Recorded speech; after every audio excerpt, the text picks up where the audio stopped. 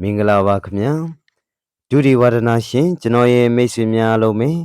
စိတ်ချမ်းသာ၍ကိုယ်ကျန်းမာကြပါစေဗျာ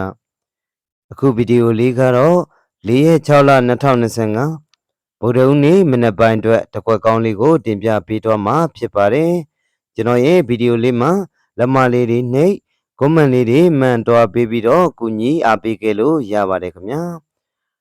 တကွက်ကောင်း site လေးကတော့အခုမြင်တွေ့နေရတဲ့ site လေးဖြစ်ပါတယ်4ပင်မြောက် site လေးဖြစ်ပါတယ်ဗျဒီ site လေးကိုကျွန်တော်မသွားခင်မှာတော့ရှေ့ရက်တွေမှာကျွန်တော် post တွေတင်ထားပါတယ်4ရက်နေ့ကနေ6ရက်6လ2025ဗုဒ္ဓဦးနေ့ကနေတောက်ကြနေ့အထိ3ရက်အတွင်းထိပ်စီးတစ်လုံးရှိမယ်ခင်ဗျာ3ရက်အတွင်းအတွက်ထိပ်စီးတစ်လုံးရှိပါမယ်ကျွန်တော်ရဲ့ထိပ်စီးလေးကတော့အချို့မိတ်ဆွေလည်းတည်မှာပါနော်ဇက်တိုက်နီးပါအောင်မြင်တယ်လို့တော့ပြောလို့ရပါတယ်အဲ့ဒီထိပ်စီးလေးကိုတော့ကျွန်တော်ကဝေတော့မဟုတ် KB ပေါ့နော်အဲ့ဒါလေးနဲ့ကျွန်တော်9000ကျပ်ပြည့်ပေးတော့မှာဖြစ်ပါတယ်ကျွန်တော်ရဲ့မိတ်ဆွေက9000ကျပ်လေးနဲ့အဆင်ပြေတယ်ကိုယ်တိုင်လည်းစန္ဒရှိရဆိုရင်တော့အောက်ကပေးထားတဲ့ဖုန်းနံပါတ်လေးတွေအတိုင်းဆက်သွယ်ပြီးတော့လာရောက်ကန့်ဆက်နိုင်ပါတယ်ခင်ဗျာနောက်တစ်ခုကတော့4ရက်နေ့ကနေ6ရက်6လ2025ဒါလေးကတော့3ရက်အတွင်းမွေးကနန်းဖြစ်ပါတယ်ဗုဒ္ဓဦးတောက်ကြအထိ3ရက်အတွင်းမွေးကနန်းအာ2ကွက်ရဲ့အပူး1ကွက်ရဲ့ဖြစ်ပါတယ်ဒီကက်လေးကိုတော့ကျွန်တော်အောင်မအဆင်ပြေတဲ့လောက်မုံဖိုးပေးနိုင်တဲ့တဘောလေးနဲ့ပေးသွားမယ်ဗျအဲ့တော့ကျွန်တော်မိတ်ဆွေများကကျွန်တော်ကတ်2ခုလုံးတော့ထုတ်ထားတယ်2ခုစလုံးယူခြင်းလည်းရပါတယ်ဒါမှမဟုတ်ရင်မိမိအားတန်ရမွေးကနန်းဆိုလဲမွေးကနန်းဒါမှမဟုတ်ရင်ထိပ်စီးဆိုလဲထိပ်စီးပေါ့နော်ကြိုက်နှစ်တိုက်ရလေးကိုပေးထားတဲ့နံပါတ်လေးတွေကနေဆက်သွယ်ပြီးတော့လာရောက်ကဆက်နိုင်ပါတယ်ခင်ဗျာအဲ့တော့ကျွန်တော် site လေးကိုပြန်သွားလိုက်မယ်ဗျပထမပင်အတွက်ကျွန်တော်အဝါရောင်ကိုကြည့်အောင်ဗျအဝါရောင်ကိုကြည့်မယ်ဆိုတော့ကျွန်တော်လုံးပိုင်လေးကိုပထမအဆုံးကြည့်အောင်ဗျလုံးပိုင်လေးကိုကြည့်ဖို့ဆိုရင်တော့ကျွန်တော်တို့က3လုံးပေါင်းရမှာဖြစ်ပါတယ်အဝါရောင်မြင်းတွေက3လုံးကိုပေါင်းမယ်ဗျအဝါရောင်မြင်းထဲမှာ4ရဲ့3ရဲ့ခွန်ရဲ့3လုံးရှိတယ်ခင်ဗျာ4 3ခွန်အဲ့ဒီ3လုံးပေါင်းခြင်းကတော့4ရတယ်ခင်ဗျာ4ရတဲ့အချိန်မှာတော့ကျွန်တော်တို့က4ရဲ့နှက်ခတ်2ကိုယူလိုက်မယ်ဗျာနော်ဒီမှာတော့သူကပါဝါလဲဆင်းထားတယ်ဗျာနော်4ရဲ့ပါဝါ6လဲဆင်းထားတယ်ဒါပေမဲ့ကျွန်တော်ကအောက်ဘက်ကပေါ့နော်အစိမ်းရောင်အပြာရောင်နဲ့တူအောင်ကျွန်တော်နှက်ခတ်ကိုပဲယူလိုက်တယ်ဗျာနော်4ရဲ့နှက်ခတ်2လုံးပိုင်အနေနဲ့ကျွန်တော်မြားလေးနဲ့ယူထားပါတယ်ဗျအဲ့တော့4ရဲ့နှက်ခတ်2လုံးပိုင်လေးရပြီသူနဲ့တွဲမဲ့ break ကတော့ကျွန်တော်အဝါရောင်အဝိုင်း2ခုကိုပေါင်းမယ်ဗျကျွန်တော်ထိပ်ကြီးပဲအဝါရောင်ပေါ့နော်မနက်ပိုင်းထိပ်ကြီးအဝါရောင်မှာတော့အဝါရောင်အဝိုင်းမှာ2ရှိပါတယ်ညနေပိုင်းထိပ်ကြီးအဝါရောင်အဝိုင်းမှာတော့6ရှိတယ်ခင်ဗျာ6အဲ့ဒီနှလုံးပေါင်းလိုက်ရင်8ရတယ်ခင်ဗျာနှလုံးပေါင်းခြင်း8ရတဲ့အချိန်မှာမနက်ပိုင်းမှာ8ရဲ့နှက်ခတ်1 break လေးဆင်းသွားတယ်ခင်ဗျာဆင်းသွားတဲ့ break လေးကိုတော့ကျွန်တော်အဝါရောင်4000လေးနဲ့ပြလိုက်တယ်ဗျာနော်အဲ့တော့အဝါရောင်မြင်းတွေက3လုံးပေါင်းခြင်းက4ရဲ့နှက်ခတ်2ဆင်းသွားတယ်အဝါရောင်အဝိုင်းနှစ်ခုပေါင်းခြင်းက8ရဲ့နှက်ခတ်1 break ပေါ့နော်ကျွန်တော်2လုံးပိုင်နဲ့1 break လေးတွဲပြီးတော့2 9ပေါ့နော်ပထမပင်မှာတော့ဒီလိုလေးဖြစ်ပါတယ်ဗျဒုတိယပင်လေးကိုကျွန်တော်ဆက်သွားဖို့အစိမ်းရောင်ကိုကြည့်မယ်ခင်ဗျာလုံးပိုင်လေးကိုရဖို့အစိမ်းရောင်မြင်းတွေက3လုံးကိုပေါင်းကြည့်မယ်ဗျအစိမ်းရောင်မြင်းထဲမှာတော့1ရဲ့9ရဲ့1ရဲ့3လုံးရှိတယ်ခင်ဗျာ1 9 1အဲ့ဒီ3လုံးပေါင်းလိုက်တဲ့အခါမှာတော့1ရတယ်ခင်ဗျာ1ရတဲ့ချိန်မနက်ပိုင်းမှာကျွန်တော်1ရဲ့နှက်ခတ်8ဒီကျွန်တော်နောက်ပိတ်အနေနဲ့ဆင်းသွားတယ်ခင်ဗျာကျွန်တော်အစိမ်းရောင်မြားလေးနဲ့ပြပေးထားပါတယ်1ရဲ့နှက်ခတ်8ဒီနောက်ပိတ်အနေနဲ့ဆင်းသွားပါတယ်ဘရိတ်လေးကိုရဖို့အတွက်တော့ကျွန်တော်တို့မနက်ပိုင်းထိပ်စီးအစိမ်းရောင်အဝိုင်းထဲမှာ4ရှိပါတယ်ညနေပိုင်းထိပ်စီးအစိမ်းရောင်ဝိုင်းထဲမှာခွန်ရှိပါတယ်4ခွန်အဲ့ဒီအဝိုင်း2ဝိုင်းပေါင်းလိုက်မယ်ဆိုရင်1ရတယ်ခင်ဗျာ1ရတဲ့ချိန်မှာတော့မနက်ပိုင်းမှာ1ရဲ့နှက်ခတ်8 break ဆင်းသွားပါတယ်ကျွန်တော် break ကိုတော့အစိမ်းရောင်4000လေးနဲ့ပြလိုက်ပါတယ်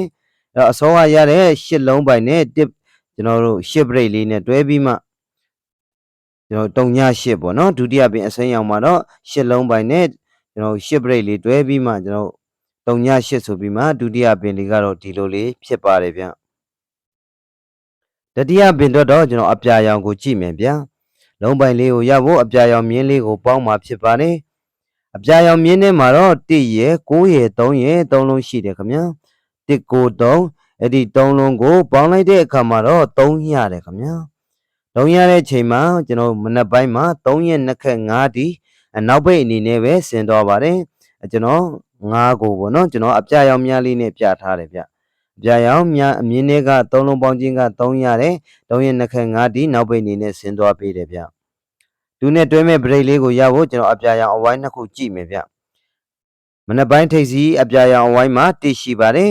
ညနေပိုင်းထိပ်စီးအပြရောင်အဝိုင်းမှာတော့2ရှိပါတယ်1 2အဲ့ဒီနှလုံးပေါင်းလိုက်ရင်တော့3ရတယ်ခင်ဗျာ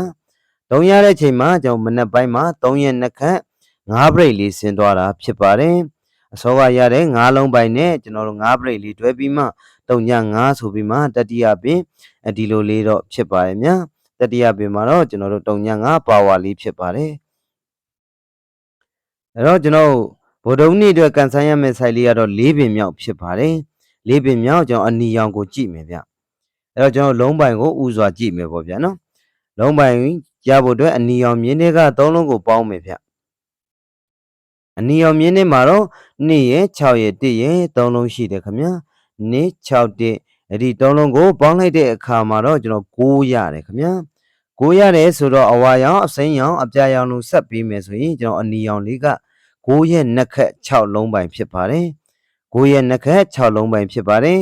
ဒီနားမှာတစ်ခုတတိထားရမှာတော့အဝါရောင်ပင်မှာတော့4ရဲ့ပါဝါ6လဲဆင်းထားတဲ့အတွက်ကျွန်တော်တို့ဒီအနီရောင်ပင်မှာပေါ့နော်9ရဲ့ပါဝါ4လဲလာဆင်းနိုင်တယ်ပေါ့နော်ဒါလေးတစ်ချက်တော့တတိပြုပါကျွန်တော်ကတော့4ပင်လုံးတူညီအောင်ကျွန်တော်9ရဲ့နှစ်ခက်6ကိုပဲလုံးပိုင်တော့ယူထားပါတယ်ကျွန်တော်မိတ်ဆွေများကကိုပိုင်ညံလေးနဲ့ဖြည့်ဆွက်ပြီးတော့လဲတုံးနိုင်ပါတယ်နော်ဟုတ်ပြီနော်အဲ့တော့ကျွန်တော် break လေးကိုသွားမယ်ဗျ break ကိုရဖို့ကျွန်တော်အနီရောင်အဝိုင်း2ဝိုင်းကိုပေါင်းမယ်မနက်ပိုင်းထိပ်စီးမှာတော့ကျွန်တော်အနီရောင်အဝိုင်းထဲမှာ3ရှိပါတယ်ညနေပိုင်းထိပ်စီးအနီရောင်အဝိုင်းမှာတော့8ရှိပါတယ်ဗျ3 8အဲ့ဒီနှလုံးပေါင်းခြင်းကတော့1ရတယ်ခင်ဗျာ1ရတယ်ဆိုတော့ကျွန်တော်အဝါရောင်အစိမ်းရောင်အပြာရောင်လို့ဆက်လာမယ်ဆိုရင်ကျွန်တော်1ရဲ့နှစ်ခက်8 break ဖြစ်ပါတယ်ခင်ဗျာ1ရဲ့နှစ်ခက်8 break ဖြစ်ပါတယ်အဲ့တော့ကျွန်တော်အစောကရတာက6လုံးပိုင်းအခုရတဲ့က break က8 break ပေါ့နော်6ပိုင်း8 break နဲ့ကျွန်တော်တို့မနေ့ပြန်ပေါ့နော်ဗုဒ္ဓဦးနေ့အတွက်တကွက်ကောင်းလေးကတော့6နှစ်အားဖြစ်ပါတယ်6နှစ်အားဖြစ်ပါတယ်ဗျအဲ့တော့တကွက်ကောင်းလေး4ပင်မြောက်လေးစိုက်လေးကြိုက်တယ်ဆိုရင်လေကျွန်တော်မိတ်ဆွေများတကွက်ထဲအော်ပြီးတော့အမျက်တွေယူနိုင်ပါတယ်ခင်ဗျာစိုက်လေးတိုင်းလဲဆင်းလာပါစေလို့လဲကျွန်တော်လဲအမနက်မှာကျွန်တော်မိတ်ဆွေများနဲ့ထပ်တူဆူတောင်းနေမှာဖြစ်ပါတယ်အဲ့တော့6ပိုင်နဲ့ပတ်တိုင်တော့ကျွန်တော်ရန်ကွက်3ကွက်ထည့်ပေးလိုက်တယ်10 break နဲ့ပတ်တိုင်တော့ကျွန်တော်2ကွက်ထည့်ပေးလိုက်ပါတယ်6ပိုင်နဲ့ကတော့60 65 6ခွင်ဖြစ်ပါတယ်6ပိုင်နဲ့ပတ်သက်ပြီးရန်ကွက်ကတော့60 65 6ခွင်ဖြစ်ပါတယ်ဗျ10 break နဲ့ပတ်တိုင်တော့4499ဖြစ်ပါတယ်4499အပူ2ကွက်ပေါ့ဗျာနော်အဲ့တော့ကျွန်တော်မိတ်ဆွေများကိုကျွန်တော်ကတွေ့တဲ့မြင်တဲ့ site လေးဆင်းလာတဲ့ပုံစံလေးတွေကိုဒီလိုလေးဖြစ်ပါတယ်လို့တင်ပြလိုက်ပါတယ်